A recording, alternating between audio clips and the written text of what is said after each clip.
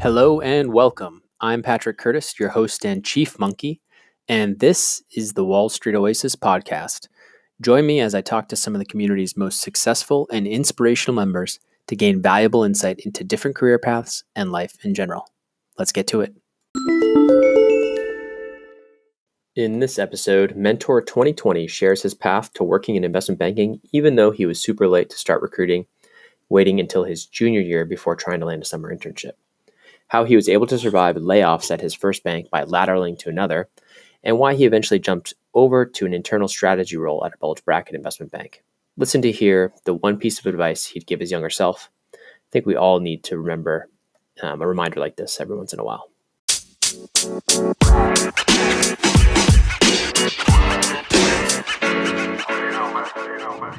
All right, Mentor 2020, thanks so much for joining the Wall Street Oasis podcast.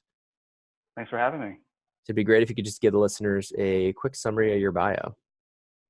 Sure. So I went to a Target business school, undergrad business school, graduated in 2012. And the reason why I kind of went to a business school is because I knew I wanted to do something in business. And I think one of my inspirations was this guy named Muhammad Yunus. I don't know if you've heard of him. He's this pioneer of microfinance in India, and he won a Nobel Peace Prize for that. And so, he really inspired me to really, see that you can do a lot of good through business.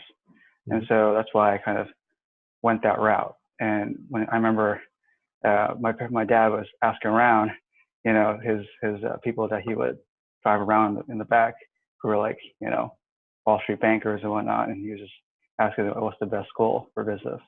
And that's when he found out, that these were the list of schools. So that's why I applied to one of them. Great. Okay. Then what happened?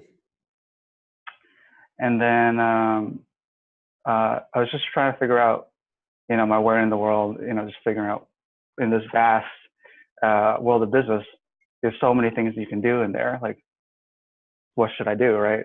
And, I just talked to a bunch of people, and, there was this person who was my quote unquote sponsor. He paid for my tuition more or less. And he told me hey, I was in your shoes 20 years ago. What I did right out of college, if you don't know what you want to do, is do investment banking. And so that's kind of why I chose investment banking. Okay. And then walk me through that, what your career was like there. Don't go into the details, but then did you just stay in banking, or let the listeners know kind of how you progressed? Yeah. So, taking my sponsor's advice, I went to investment banking. I started kind of late in the process, to be honest. I kind of, didn't really know until I spoke to him, which was already junior year. And so I didn't really have much prepared. I didn't really get all my technicals down or all that. So because I was starting from the back. So, try to brush up as much as I could. And then, got two offers. One was in, not New York, and one was in New York. And so I decided, I want to stay closer to the center of finance, and went for the New York offer. Great. And so then you were there, and then keep going. And then you eventually trained. Yeah. So I was there. It's a mid-sized firm, I would say. But then there were some kind of special situations going on with that firm. And so that's why I left. And then went to a boutique investment bank, did it for 2 years. And it was really during that time where I kind of started reflecting on really what I want to do during that 2 years, and really looking at the life that my directors and MDs were having, and just asking myself, is this kind of the life I wanted? And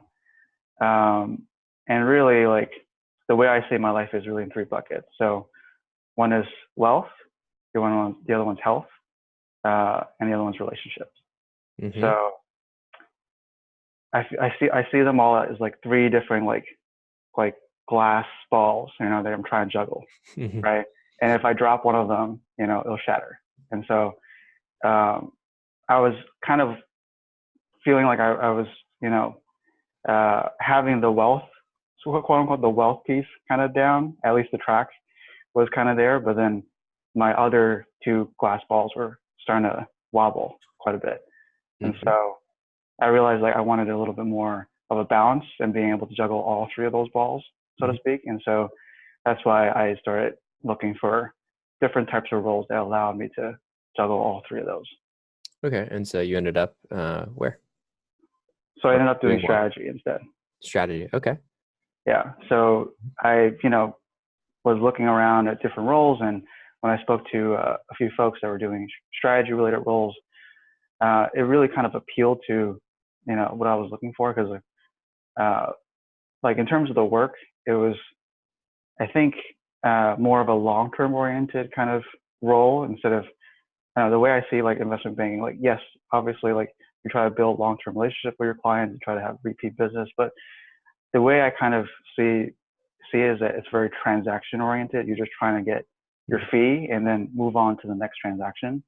While I think for strategy, a lot of the projects are like a year or two long, 2 years, long process, and so you really have to like be really deep into the weeds and really understand that particular business, and then you don't really see the fruits of your labors until like years later. And so In this I think strategy, are you comfortable sharing like what specific part of the strategy it is, or the fact that it's a larger firm?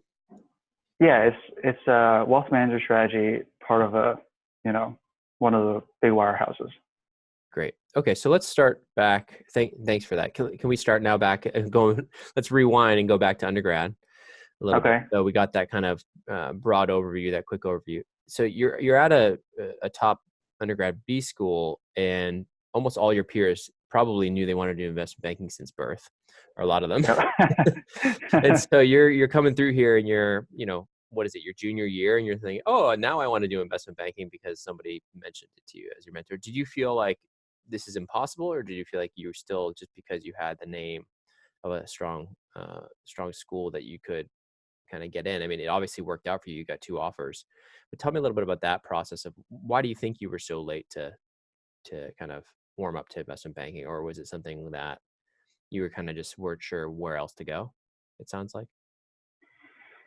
So I think partly my background is a little bit different from I would say the average student body is at my school. I would definitely say most of the average students at my school were more of a upper middle class background. I more grew up in a working class, so you know, investment banking was something no one ever heard of in my family. So, Mhm. um, Yeah, you mentioned you had a so sponsor. Tell me about that. Was it, what do you mean by that? Like you weren't paying your family wasn't paying most of the tuition? Were you at like on yeah, financial aid, or was it more like a scholarship? it's a combination of both. So it's not merit because it's more of a need-based scholarship, Okay, and so usually they would pair you up with a sponsor who would sponsor multiple students got it. who are need-based. Got it. Okay. And so you had this sponsor who was paying for most, if not all, of your tuition. Tell me how, so, and this person, is he kind of guided you, or he kind of said, Yeah, so I just like would see him once a year really, and during that time that I see him, I would just ask him for advice, And I remember the first two times I was supposed to meet him, he didn't show up because yep, very busy guy, yeah, high up in the finance world, and so it wasn't really until junior year that I really met him for the first time. And so I was like, you know what, this guy, obviously is very successful. He knows a lot of things, so hmm, why don't I ask him for advice? And that's what he gave me. he basically said, if you're not really sure what to do, banking is kind of a great place to start. Exactly. So you, after that meeting, immediately started prepping for investment banking. Did you have a plan before that in terms of what you wanted to do after graduating? I mean, I had kind of an idea that I wanted to do maybe corporate Hmm. lawyer Yep. because I majored in both finance and legal studies Yep. at the time, but I was still not 100% sure if I wanted to go that route. Hmm. So I was still like talking to folks and really understanding like what that entails going on the corporate finance or the corporate law side. Okay. And I realized that I liked learning about law, but I don't necessarily think I like the lifestyle per se of becoming a corporate lawyer. Well, the lifestyle of a corporate lawyer is probably pretty similar to that of an investment banker.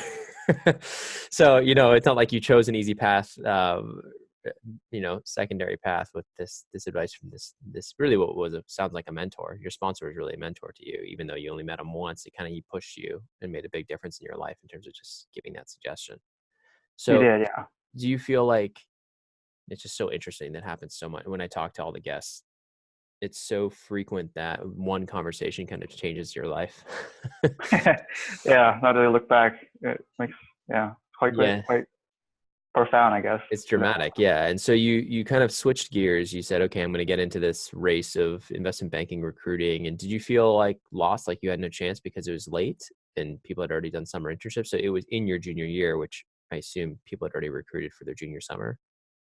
Yeah, so I did feel a little bit behind for sure. But then, and also it didn't help that I remember distinctly like that year, all the kind of bulge brackets and top firms were saying like, oh, we're not going to hire anyone else beyond our summer class. So Right. I'm like, okay, this is going to be tougher than I expected. Yeah. Um, but I didn't like live. I set my expectations so that I didn't like just lock myself to only New York at like a top fund. I was like open to just get my foot in the door. That's kind of Got it. So you how applied I for like looked at it. you applied to a lot of different places. You ended up getting some interviews. Tell me about those first few interviews. Did you get so how were you applying? Was it all through still on campus drops?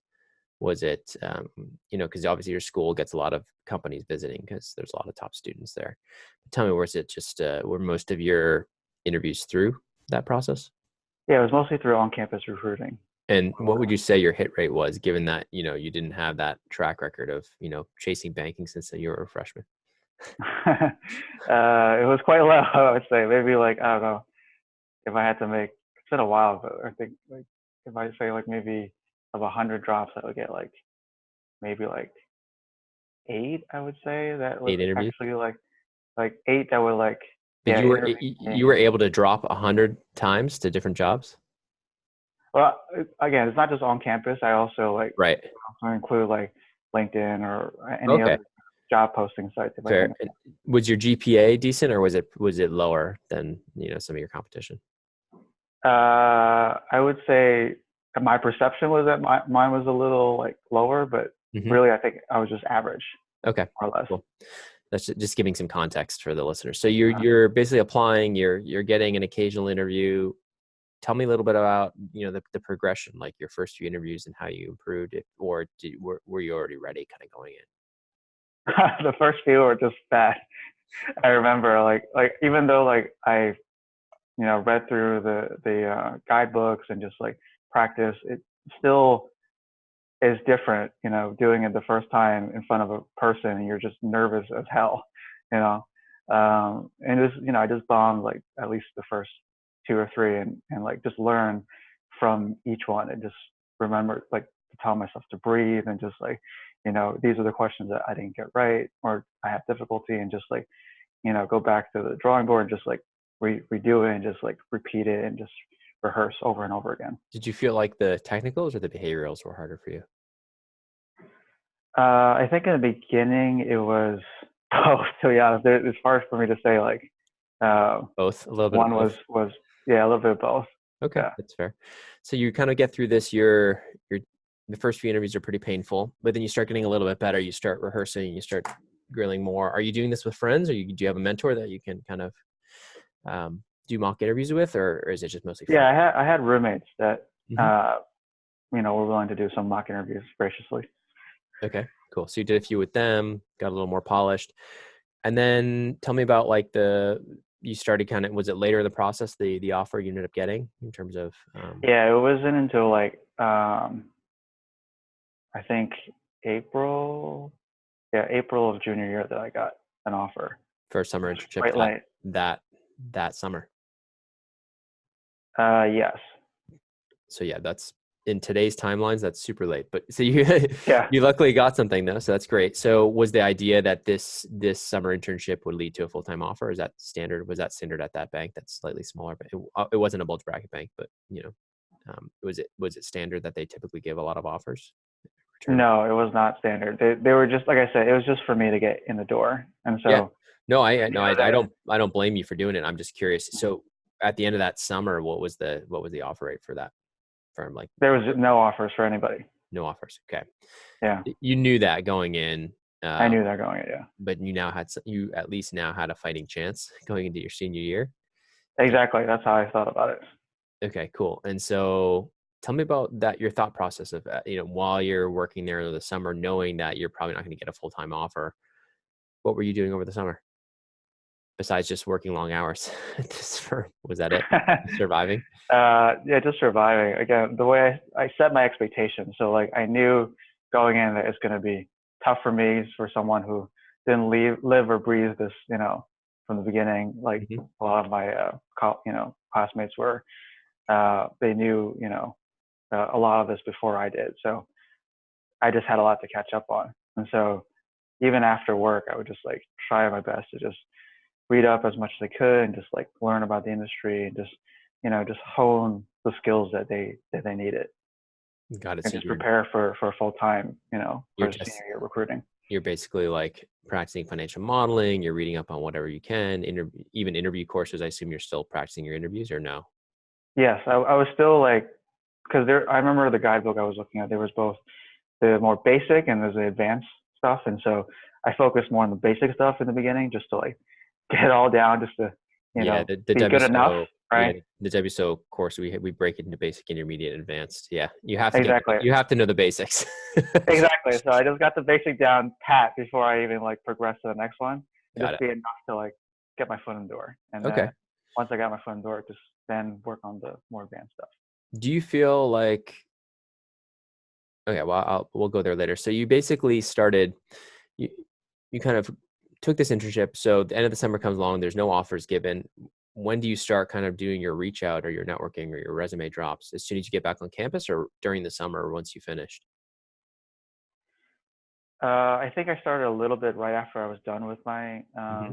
internship, because the internship ended around like early August, and so Yeah, I had I like mean, it's interesting because a 2 to lot of the 3 weeks. bulge brackets, like you said, would not even take. They won't, even though you went to a target school, they had already kind of had their internship class filled. They're hiring almost everybody from the internship class to fill their FT, their full time class. So what's your game plan, or is it just kind of like, hey, I'm just gonna spray my resume everywhere and pray? uh, it was kind of that, and also like because I knew next time, now that I have an internship, Mhm. under my belt, it should be a little bit easier to get some looks. Yep. Um, and so, and also now that I've already, honed the basics and know a little bit more of the advanced, it Mhm. should be easier this time, right? Yep. Granted, yes, there was this, the secular problems with the bulge brackets at the time, but Mhm. um, you So know, or did you get interviews at like middle markets banks and stuff like that still? yeah, and so that's where I started to go from getting, originally from my junior year, just small banks to now more regional size banks. Hmm.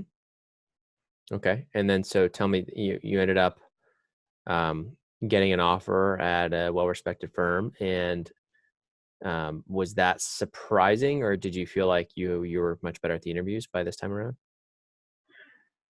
I don't think it was surprising given I think the work I put into it. So, Okay. uh, you know, you get what you work for, right? Got it. Yeah, sometimes. Yeah, Sometimes you need sometimes, little luck too. So you're starting there. What's it like when you kind of is it everything you expected and more?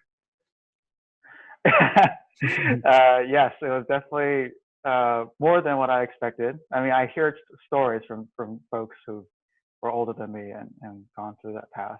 Yeah. And I definitely knew more or less what to expect. But there's definitely like things that you just you never really uh, believe it until you see it with your own eyes, so to speak. Yeah, you don't know how painful the sleep deprivation is until you actually go through it. Yeah, exactly. Yeah. Like it's easier said than done. Put it that way. Yeah. So so you're kind of at this new firm. You're obviously going through training. You're working long hours. What would you say is your average? So this first firm you were at, you were there for a little over a year. Tell me a little bit about what your average work week was looking like. Is it 70 hours, 80 hours, 90? What would you say, or was it I would say, hmm, obviously it it was ranged? maybe it was maybe like it ranges obviously depending on the Yeah. season, but it's I would say 65 Okay. ish So to not. 70 hours. So it's not like the worst on the street, but Yep. it's definitely like not like 50 hours for sure. Got it. Okay. So you're working long hours. You're basically going through here. Why such a short stint at the first? Well, no, it wasn't too short, but a little over a year. What made you kind of start looking to lateral? Because you lateral to a Uh, boutique bank, correct? yeah. So for this middle market firm, there was some uh, special situations going on with them at Okay. the time, where they were being acquired, so to speak, and so Okay. there was a lot of let's say layoffs across the board, Hmm. uh, from MD all the way down, and so morale was very low, and just people did not want to be there, and so And I was like, were you told that like, hey, your job may not be here when they come, and so that's why you started looking, or was it more of like, hey, the morale's really low, so I should start looking? so when I first started looking, it was because of morale, but then midway through, that was when I was put on notice, so to speak. Yep. And so I was like, okay, now I really got to like push myself to look for something. And how much time did they give you to It find gave something? me 2 to 3 months, if I remember correctly. Okay. So not bad. It wasn't like they kicked you out that day. No, no, no, no. So you started looking for other investment banking analyst jobs. So it's tough because you're, a year of graduating, you're working long hours. I assume you were doing okay. Did the reviews were okay? The bonus was mediocre, but something, right? Yeah, it was okay, Yeah. relative to my class. Okay. And so you all of a sudden are back in the market. How are you going about your search right now? So Or- this time, Yeah. I definitely wasn't as spread out geographically. I definitely wanted to stay in New York, Hmm. um, and so I focused more on New York firms. I wasn't quite picky per se about the size of the firm. But I felt like one of the problems I was frustrated with at my middle market firm was that there was so much hierarchy in between. Yep. Like I reported to an associate, that associate reported to a VP, VP to a director, director to MD. It was just so hierarchical, and Hmm. there were just a lot of times where like I felt like people in the middle between MD and analyst, like there was just a lot of quote unquote value add, and then later on you find out that the MD didn't want any of that, and so I was kind of frustrated with that. Hmm. And I wanted to work more directly with an MD and Okay. do more associate type work and be more in the room when there's quiet meetings and all that. So that's why I I was more biased towards like boutique firms, Hmm. to get that kind of experience. Okay. So you started interviewing, and tell me that experience. Was it hard? Were they still, as a lateral, were they still pushing you on like technicals and asking you, I guess you had a good story as to why you were leaving. I mean, it's pretty obvious stuff was going down at the other firm. So Yeah, that's an easy story I bet that's believable. But tell me, like, how is that process? yeah. So the process compared to like my junior year or my senior year was definitely, I would say, easier because when I already had 1 year of analyst experience. So it's not like I'm fresh out of college with absolutely no experience. And Right. I've already had a few deals under my belt. So Hmm. they were looking for someone more experienced, and so uh, there was a few firms that you know were more open to laterals like me. Okay. And And so there was definitely obviously technical, there was tasks, all that, But tell me what the at test. this point, What was the test like? it was just like like a modeling test, where it depends on the firm. Some firms did it on a piece of paper, some did it on a computer. And it's like a mixture of like of that kind of technical questions plus face to face kind of technical questions like tell me what's a DCF, what's the, ways to value a company, all that stuff, The right? the modeling tests where they would lock you in the room and whatever and give you a spreadsheet, was it like prompts, like almost like an LBO modeling test, or was it prompts of like you're building a three-statement model, like a very simple Yeah, three-statement model, and M&A, you're doing like an M&A transaction and rolling them up? yeah, it'll be some firms gave me the simple three-statement model, and some did like an LBO Hmm. type of test. So it kind of varies. It varied. Okay. There wasn't like any one type of thing, but I'm curious because I haven't heard too many modeling tests for like analysts. So that's interesting to me. I hadn't heard of that. Definitely for private equity on the LBO side. But okay, so anyways, you're at this boutique for a couple years or a little under 2 years. So you're now kind of 3 years into almost 3 years into your analyst tenure as an Hmm. investment banking analyst. And tell me why, when did you start thinking, hey, this isn't for me? You had mentioned a little bit in your intro, that you were looking at your senior kind of colleagues and saying, not sure this is for me. Um, who did you talk to? What kind of guided you towards strategy, and strategy at a large firm? Yeah. So as I alluded to, just to go a little bit deeper into Hmm. what I meant by just looking at my directors and MDs, or really just my MDs, Yeah. like their lifestyle. So more or less from what I observed, even though yes, they're out of the office by like 5 or 6, but a lot of times after work, they're really still working, going to client meetings, going to these conferences and all that. So like it's still really like long hours that they're putting in, it's not like a cakewalk once you're hit MD. Right. And so like that's one thing that I had, I guess, maybe a misconception about that part of it. Once you hit more senior level, that would get easier, but no, it would just be different. It's more of a salesman type job. And Right. so when I look at my personality and just thinking about, is my personality a fit for more of a salesman type of role? Yeah. That's when I realized like, this may not be for me, because I don't particularly, I would say I'm more of an introvert. And Hmm. so it would be a little bit hard for me to be in an environment where I always am surrounded by folks, and I have to like always be energized to speak to people and just be like pumped up. I'm just not Yeah. That's that what kind of person. I you're just don't, relaxed. You're relaxed like me. yeah, I'm not that kind of person that feed energy off of other people. I like to be alone sometimes. And so, Got it. Okay. So what yeah. what brought you to? How did you start? In thinking of this. Okay, this isn't long term. This isn't for me. How did you start kind of doing the whole career exploration? Obviously, you were on Wall Street Oasis all day, every day. No, just kidding. No, but like, what? Seriously, what kind of guided you toward that? Like, you talked a little bit about your personality, but is strategy a good kind of match for somebody that's a little more introverted? You think? I think relatively speaking to a salesman type job, strategy is more of a, obviously there's still like you have to talk with management folks and still like you know Deal with build clients. a network, deal with like clients if you're working with an external type of Yeah. consulting type of job. Hmm. uh, but what I ended up going to is more of internal consulting, so it's it's definitely not client facing, but your clients are more management executives, so to speak. So it's less salesy. From what I see, it's more just like how do you steer the ship in the right direction. So it's not your PowerPoint skills aren't. There's not a premium placed on PowerPoint skills. Whereas, like, if you're in management consulting doing strategy, you better make it look really pretty for the client. I Is mean, that I fair? would say there's still you still need to prettify your slides, because Hmm. a lot of my colleagues come from management consulting backgrounds, and so Yep. they definitely You don't want to make yours look it's drilled ugly. in their head. Yeah. Exactly. I don't want to be the black sheep, so to speak. Fair. Okay. But that's interesting. Tell me a little bit more. What's the difference between like an internal consulting role like you have in this? So you're doing strategy and you're in a specific division, let's say wealth management, at a large bank.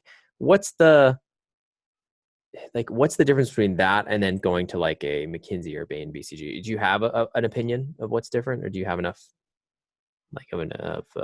kind of friends in both where you kind of have an educated viewpoint on that? Yeah. So I personally, never been in a management consulting firm like Bain BCG, but Hmm. my direct manager used to work at one of those top three Yep. consulting firms, Mhm. and so he shares stories about his experience, and I also have friends that are also from those firms as well. And so it sounds to me that the difference once you're hitting more of a senior level is you definitely have to be more of a sales oriented type of kind of relationship building type of role once you're at a senior management levels. So similar to Uh, banking. Similar to banking. so yeah, it sounded very similar to banking to me, And Mm. so again, going back to what I said about my personality, it didn't sound like a appealing thing for me. And Okay. so, but when I hear about internal strategy, it sounded a lot less salesy once you hit senior management, and I think that's partly why also my direct manager decided to go from kind of one of the top three, consulting firms to more of an internal strategy role as well. Now, I can totally see that where internally you're not kind of put on the spot with clients as much, so you're not it's not all about like whining and dining these clients and making them like you as a person. It's more kind of like, okay, what's the actual value you're bringing strategically internally? But don't you feel like there's a lot of like politics that still go on internally that you need to be good, like that make it hard for an introvert to like get Yeah, promoted and all that stuff? Don't you feel like that's still the case? that is definitely still the case, especially at a large wirehouse firm. There's a lot of egos, so to speak, and Yeah, so some people that's have perceived conceptions about how to run a business, and even if you show the data that proves that this should be the way we should run the business, they still hold on to their beliefs. And so there's definitely politics. yeah, and I think that's probably tough for introverts, right? To navigate. It's kind of the way I see it is like which are the lesser of two evils kind of thing in my head, and like if I have to Well, choose you're between. always going to have to deal with politics no matter where you are, right? Exactly, But at that's least you that's don't how have to deal with the clients too. exactly, that's how I see it. Okay. That's fair. I was just curious because it's funny to me because part of me thinks, do you put as a young person, if you feel like you're an introvert, do you take a path that's a little bit less, that's a little more comfortable for you, or do you push yourself to become more of that salesperson? Do you work on your presentation skills? You do work on your fear of presenting in front of the others in that public speaking, and try to become more exuberant. Maybe people feel like, well, if it's not you, it's not you, and I get it. Um, but I think some of those skills are just so important for long-term career success that um, sometimes a little discomfort is good for growth. No, don't get me wrong, I definitely am a big proponent of like pushing Yeah. past your comfort zone. Hmm. And definitely I'm not I think just to be clear on what I define as an introvert, so Hmm. I don't mean someone who's antisocial. Right. And like you could be an introvert in a room full of people and still be the life of the party, but then after the party ends you don't want to be with more people after that. You just Fair. want to be maybe Relaxing. reading a book and just like watching YouTube videos, or just having your own me time. But like the way I kind of see a sales role is that you're always kind of on just like talking to folks Yeah. like the majority of your day, which to me is just a little bit too excessive. Like I don't mind like being in a room full of people like in like small enough doses for me just to Hmm. like still be like social, like get to know folks and like Yeah. Yeah. Yeah. still like I get it. be friends. But like Yeah. beyond that it just becomes overwhelming for me. Got it. So you've been there for now um, in the strategy kind of role for a good for almost 5 years, no, over 5 years now. Tell Yep. me a little bit about kind of the path for like an internal strategy position, and like is the group pretty small even in a large firm, and like what's the career trajectory for somebody like that wants to go in this? Is this like a lifetime career where you can work within one wirehouse, within one large bank, in strategy for like a 20-year career, or is it something where this leads to some other strategy work somewhere else? So I'd say generally speaking strategy teams are quite lean, Mhm. um, as a whole. Like They generally how big is your team? Like 20 So right people? now it's like 15. 15? Okay, yeah, Yeah. pretty small. Yep. Okay. Yeah. So we run quite lean. Mhm. And so um, the way I see it is that a lot of folks, if they, really like the industry and really like the role, they can stay for, 15, 20, 25 years. Mhm. Um, and so you definitely see more of those type of folks in an internal strategy role, Mhm. not just in wealth management, but just throughout other industries as well. There are internal strategy folks. Yeah.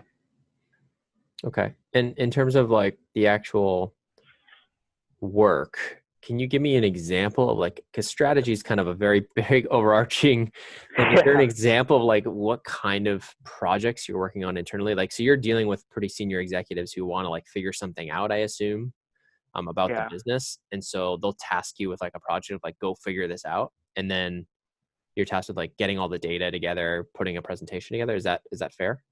yeah. That's fair. So Okay. just to expound on that. So Yeah, please. like usually an executive would come to my manager and say, hey, there's some problem with this business. Can you take a look at it? Sometimes this could be as broad as that. That kind of open-ended question, Like problem or like revenue's down year over year, or something like the margins look low or the profitability, something like that. yeah, something like that, right? Yeah. Hmm. So figure out what's driving those problems, right? Got it. Hmm. And then we would, like you said, we gather all the data, kind of look at it from multiple angles, and really try to understand what's causing the problems, right? Are It you could be from gathering that data through like surveys, through like, do you have enough data like internally typically, or are you often like on a wild goose chase? And and are you uh, doing that? Are you, where on your level, you're a little, you've been promoted now, but at your level, are you doing some of that work, or do you have people underneath you? so generally speaking, at my firm, there's usually enough resources and like kind of infrastructure in place to like have enough data to analyze. Okay. There are like occasions where like there's just not enough data because it's just maybe the program's too new or something, like that. And Yeah. so uh, that's when you have to do a little bit more primary research, so to speak. Hmm. Uh, but those are far and few between usually. It's mostly I already have the data and just have to slice it and dice it and bring transparency to those numbers. Are you using stuff like Tableau? I mean, are you using like data analytic tools? Are there skills or programs or something that people could kind of get good at that would make you better at this job? I would say that Tableau is definitely a useful tool that I need to better utilize. We I use think it. We use it. definitely, yeah, I Yeah. definitely think it's. I have seen some groups use it, Hmm. and I think they're starting to adopt it. But I think still, uh, we're still bread and butter is still Excel Think so. as of Okay. now. Cool. Okay. Doesn't surprise me that a large bank uses Yeah, Excel. yeah, um, they're slow to slow to adopt new move. technologies. Well, that's fair. I mean, so I guess, you're in this seat. What's next for you? You think you're going to be here for a while? You think, is there certain exit opportunities that are typical for this type of role? I know you said like people can be here for a long time, but is it standard for that, or did some people jump to management consulting from this role? Yeah, I mean, I have seen some folks who, have jumped back into management consulting, Hmm. to work with clients. But I've also seen folks who, go into other roles, altogether. They might want to do asset management. They might want to do Mm. more of like investments, market, related type roles, Okay. because wealth management, you kind of work with the asset managers to distribute their products more or less. And so you have to understand that business as well. And so it's You've not learned a lot. too hard to lateral to that side of the industry. Fair. Okay. And so what's next with you? What are your thoughts in terms of, you think, you've been there for a while now? Is it something that you obviously got promoted and you're doing well? Is it something where you see a good path there for several more years, or? Yeah. So right now I'm kind of in an interesting kind of like a mindset of this role. So Hmm. I do see that there's room for growth and like there's definitely room for me to like learn more of like what senior managers do that I'm still not at that level is at. Okay. So like for example, like more of like executive presence, or like, kind of structuring a project where like you anticipate what the executives want even before they even ask it, like Right. doing all that kind of much more high level managerial type of thinking, but at the same time, I am a bit cognizant that a lot of what I do is really data driven, and so eventually, like things like machine learning or like AI, like I feel at least from what I've read is like they're progressing quite fast, and they're able to like just analyze just vast troves of data that Excel definitely cannot do. And so I feel like I'm a bit handicapped with my current tools, and so I'm kind of torn between like, should I continue just where I am and just like go up on the kind of Ladder. hierarchy of strategy, the Yeah. ladder, or should I kind of equip myself more with the latest and greatest kind of cutting edge tools in data aggregation and mining and just and analytics, like Start being able to write queries and learning SQL and Python and yeah, exactly. That's kind of where why I'm at. not? Why can't you do both? Why can't you on the side do that? It's just too much. It's like the hours are too long. I feel like I may be able to do both, but I'm not so sure. Right now, I'm kind of at kind of the crossroads. That's where I'm at. Cool. Okay. I'm trying to feel it out as I go. Fair enough. Okay. So, and then looking back before we end the pod, anything else any advice you'd give to your younger self or to the young listeners out there that are maybe still in college or the first few years out of school? When I look back and, if I talk to my, 20-year-old self or 22-year-old self, I think I definitely had a lot of kind of anxiety and uncertainty about, whether what I did was right, and whether, being late to the game, and whether it's like, oh, should I just give up altogether or whatnot. But like, I think anything in life is, but I've read like biographies of, very successful people who've, later in life, they do totally different things, and so it just tells me like, it's never too late to really pursue anything, especially now that, the life expectancy just keeps getting higher and higher. Like we can just keep, Yeah, we're gonna doing live till different 100. things. We're gonna live till 120, man. I'm just kidding. Hey, Exactly. you never know. You never know. So, I just feel like age, back then when your life expectancy was just like 40, 50, yeah, it matters when you're like 30. Yeah. So get your shit together. But like, now that you're living so much longer, like you can, have opportunities to do totally different things that you never expected. Can And reinvent so, yourself. Yeah. Several times in your career. I would tell my 22-year-old self just not to be so, I guess, anxious about, trying to optimize like, the right path, because there's just no right path. Everybody's just trying to figure it out as they go along. I think that's great. I'm hopeful with this podcast, we don't give more anxiety. And I hope that what it's doing is actually opening people's eyes that there are a lot of different paths to success, not just the investment banking for 2 years to private equity. Exactly. So that's the goal here. And, I think if listening to this podcast is giving you stress or anxiety, you should stop and realize that, where, as long as you work hard, as long as you're kind of enjoying what you're doing, there are many, many, many paths to success, and the road is very long, like you said. So not to stress out if you're not exactly where you want to be. I'm in this moment. So thanks for that. Mentor 2020, really appreciate you taking the time to come on the pod. And thanks to you, my listeners at Wall Street Oasis. If you have any suggestions whatsoever, please don't hesitate to send them my way, Patrick at wallstreetoasis.com. And until next time.